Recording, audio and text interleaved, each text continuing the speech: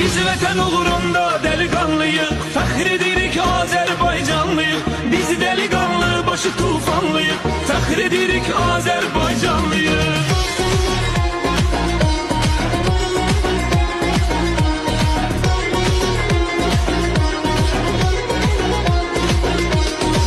Qərib ölkədə yaşasaq da, qanımız, qeyrətimiz vardır.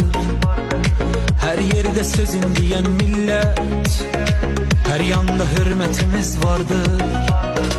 Qərib ölkədə yaşasaq da, başımız ucadır hər başdan. Anamız bizi kişi doğub, kişiyik biz körpə yaşda. Biz vətən uğrunda delikanlıyıq, fəxr edirik Azərbaycanlıyıq. Biz delikanlı, başı tufanlıyıq, fəxr edirik Azərbaycanlıyıq.